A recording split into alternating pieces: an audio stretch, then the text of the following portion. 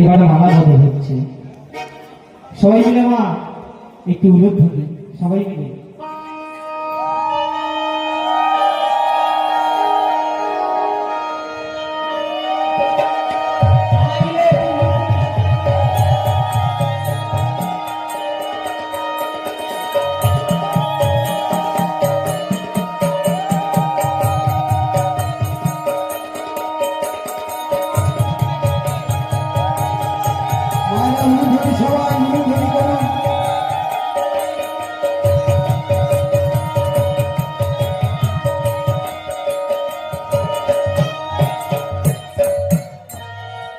এবার মা আমার গৌরের বিষ্ণুপ্রিয়ার যে দুজনের বিবাহ হয়ে গেল, এবার গো মা যেই না বাড়িতে প্রবেশ করবে আমার গৌরের পালে গিয়ে আমার বিষ্ণুপ্রিয়া হোঁচট খেয়ে পড়ে গেল।